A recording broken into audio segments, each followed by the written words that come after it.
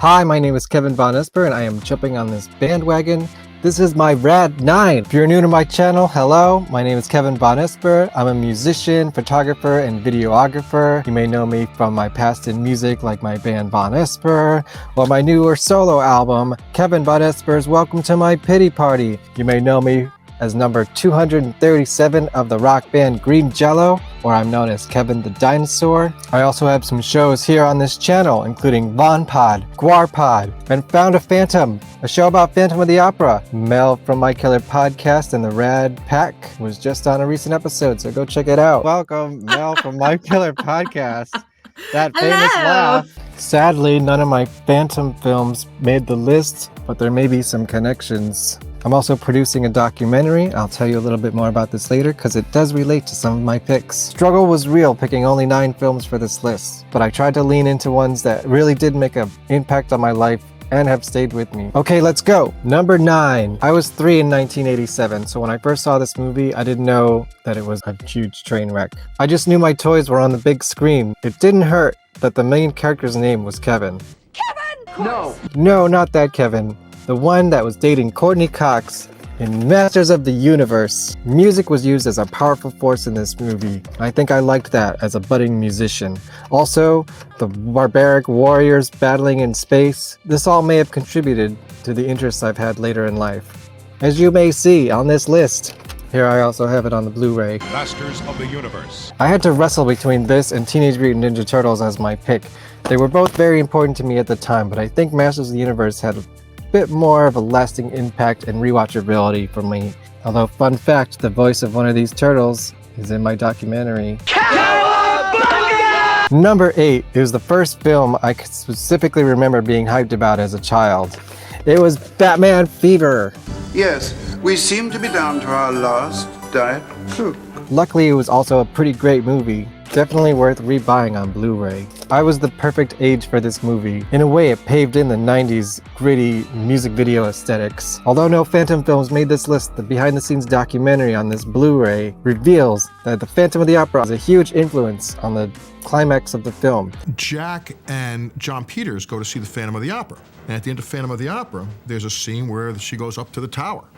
And the Phantom and the big conflict at the end, the big climax takes place at the tower. I don't know how the story went, if John turned to Jack, Jack turned to John, but said, you know, this is what we need. And the next day, they started writing that scene, the whole ending in the tower. If you want a further connection between a Michael Keaton character and Broadway's Phantom of the Opera, you gotta watch Birdman.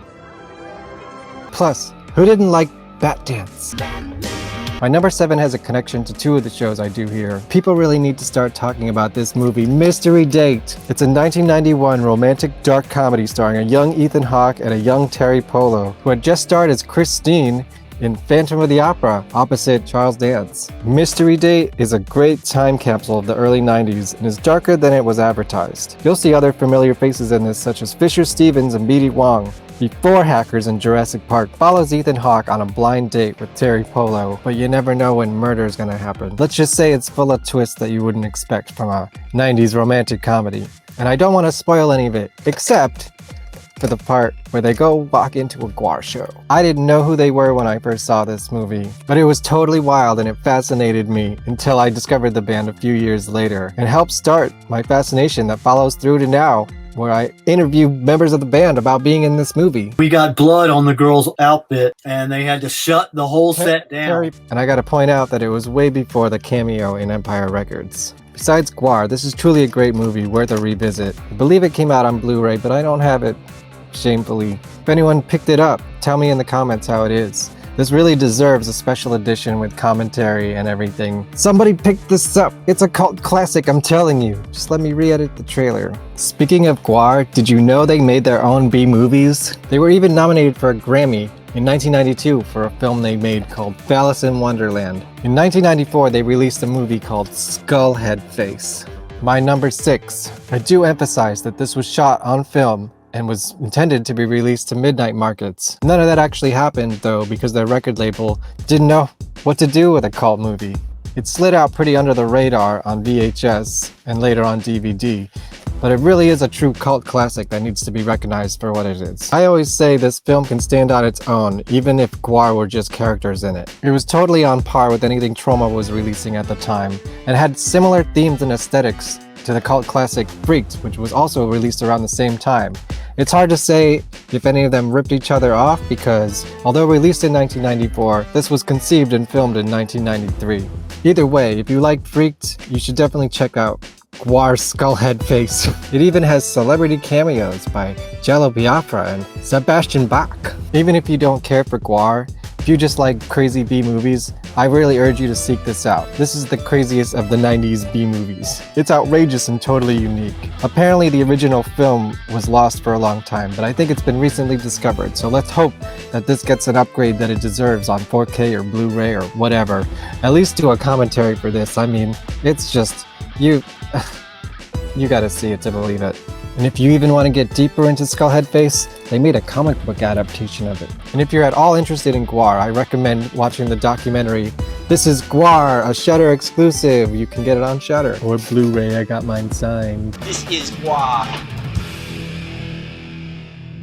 Number 5, it's Scream. I don't have to explain to you how huge this was to the culture and film at the time. I loved Nightmare on Elm Street films, but this was my generation's Wes Craven movie. I remember having to sneak into the movie theater to watch this, but it was so worth it. Sometimes we would just watch the intro of the movie, then go back to see John Travolta and Michael or whatever. It's just totally iconic and a total game changer. You know it.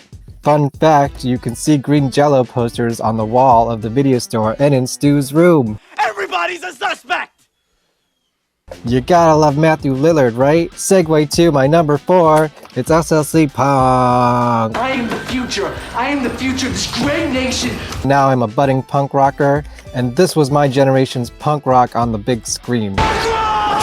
Post-grunge and the death of Kurt Cobain, my new love was punk rock, the Misfits. So when this film came along, it was on. The filmmaking was strange and fresh, and it just started to teach me that you can do anything your own way.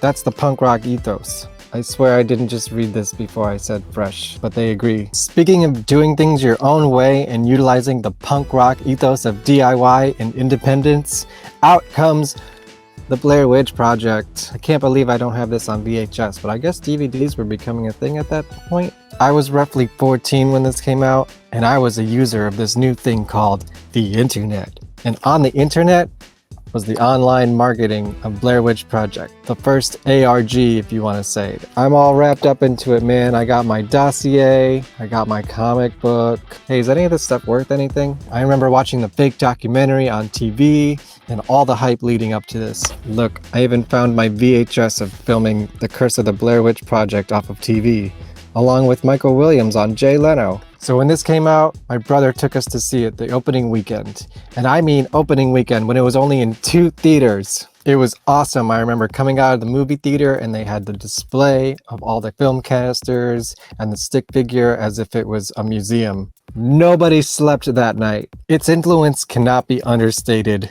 It really showed us that with a good idea, you could make great art. Simple as that. I was the kid who was staying after school for video club, editing video on my SVHS machines. So I was on my way to becoming the characters in this movie. And perhaps the premise of the movie even influenced me to become the documentary filmmaker that I am. Big shout out to Blair Witch 2, which I probably like equally as a film, but for different reasons. And also shout out Cloverfield, another one of my favorite movies, but a little bit too later in life to have as much of an impact. My number 2 came out when I was entering high school. There was nothing cooler than Fight Club. It combined the twist ending aspect of movies like Scream and Blair Witch Project, but with the shattered filmmaking of films like SLC Punk. I think still today we can all agree how great of a film this was. I also picked this because I actually named my high school punk band Project Mayhem, and you may hear some of those songs again from me soon. So far this list has been pretty chronological in terms of movies coming out, and I put this last because although it came out before most of my picks, I didn't discover it until later. And you'll understand why when you know what it is. I'm going to cheat a little bit here because this is what I call a trinity of movies that have to stay together. I call these the Scream Queen Trinity, and it's Nightmare Sisters, Hollywood Chainsaw Hookers, and Sorority Babes in the Slamball Bolorama. These films have a lot in common, particularly the classic Scream Queens Linnea Quigley, Michelle Bauer, and Briggs Stevens in 2 of them. 2 of these share the same director, David Dakota, and the other is his friend Fred Olen Ray. These films blew up my interest in sleazy B-horror movies of the 80s, but they also have another thing in common. Dookie Flyswatter. After discovering Green Jello and Guar, I became fascinated with a lesser-known theatrical rock band called Haunted Garage. So much so that I am currently creating a documentary called The Life and Slimes of Dookie Flyswatter and Haunted Garage. Dookie was the voice of the imp in Sorority Babes. He played Jake the bartender and a cult member in the Hollywood Chainsaw Hookers, and he played the character Omar in Nightmare Sisters. If I had to pick one of these for my number 1, I'd have to go with Nightmare Sisters, because not only does it have the big 3 Scream Queens and Dookie Flyswatter, the band Haunted Garage even did the soundtrack for this movie. 35 years plus later, these songs have still never been officially released, but I did find them in my archive collection for the documentary. Even 20 or so years ago, when I discovered Dookie Flyswatter and his music and his B-movie credits, I knew there was a good story to be told, and I'm so glad that I'm finally telling it. Shout out to Retro Release on their more recent re-pressings of these movies as giant box VHS, and this one even has an action figure in it. How cool is that? I do have to give some honorable mentions. Although technically not a movie, Green Jello's Serial Killer was more influential than probably all of my Rad 9 picks. It was the first time a band put out a full-length video or a video album. It was so impactful that I'm creating a video album for my last record. This was a true influence for any weirdo with a camera. Musical talent not required. Also has a cameo by Dookie Flyswatter. More honorable mentions: the first DVD I ever owned, Army of Darkness. Another movie with a great band cameo, PCU. This is my sealed and dubbed in Spanish version of this movie because it's the only way I could find it back then.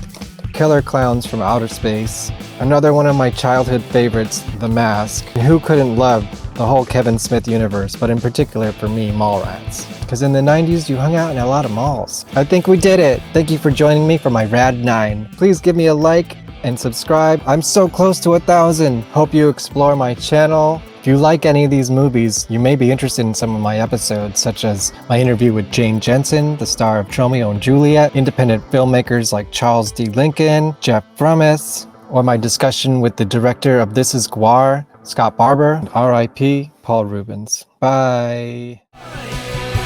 Share, subscribe.